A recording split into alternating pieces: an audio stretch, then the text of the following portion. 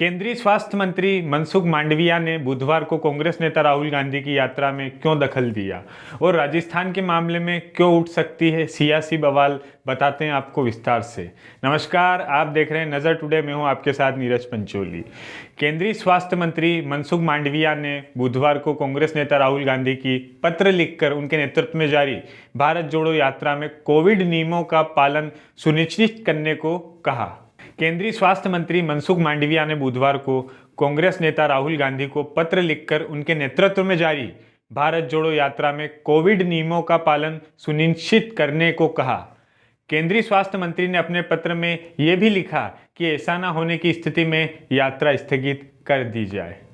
Congress party ने इस पर पलटवार करते हुए लिखा कि क्या भारत सरकार को सिर्फ भारत जोड़ो यात्रा ही नजर आ रही है। कांग्रेस प्रवक्ता पवन खेड़ा ने कहा कि क्या यह नया इस तरह का पत्र राजस्थान में बीजेपी के अध्यक्ष सतीश पूनिया को भेजा गया है, क्योंकि वो भी जन आक्रोश यात्रा निकाल रहे हैं। क्या इस तरह का पत्र कर्नाटक बीजेपी को भी भेजा गया है, जो इसी तरह की यात्रा वहां भी आयोजित कर रही है।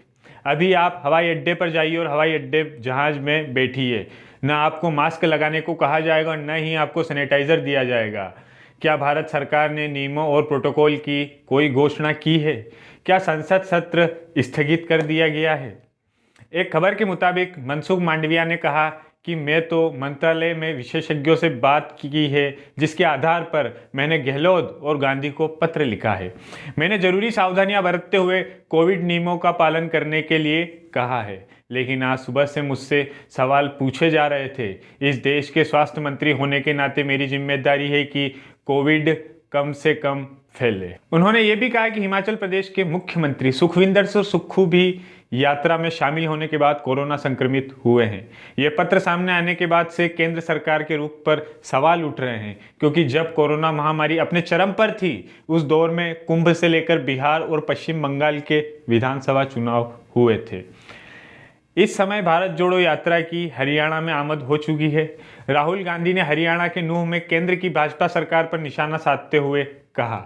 उन्होंने ये भी कहा कि हिमाचल प्रदेश के मुख्यमंत्री सुखविंदर सिंह सुक्खू भी यात्रा में शामिल होने के बाद कोरोना संक्रमित हुए हैं।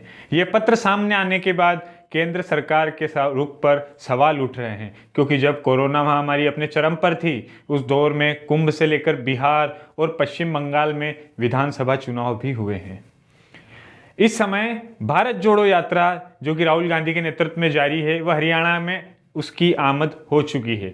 वहीं राहुल गांधी ने हरियाणा के नूंह में केंद्र की भाजपा सरकार में निशाना साधते हुए कहा कि भाजपा ने मुझे पत्र लिखा है कि कोरोना आ रहा है, यात्रा बंद करो।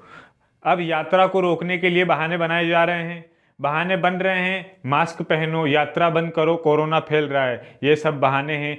भारत की जनता और भारत की सच्चाई से ये लोग डर गए हैं। जिस तरीके से यात्रा की जो तस्वीरें आ रही हैं, उसमें राहुल गांधी के साथ हजारों लोगों की भीड़ शामिल होती हुई दिख रही है। वहीं आपको बताते हैं राजस्थान में क्यों खींच सकती है गहलोत और पायलट के बीच तलवारें। राहुल गांधी ने भारत जोड़ो यात्रा के दौरान राजस्थान के अलवर में सचिन पायलट और अशोक गहलोत के साथ दोनों के बीच हुए हालिया विवाद पर बैठक की।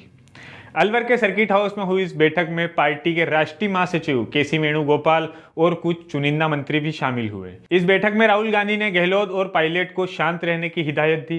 राहुल गांधी ने कहा कि जो पार्टी के लिए मेहनत करेगा उसे मेहनत का फल जरूर मिलेगा।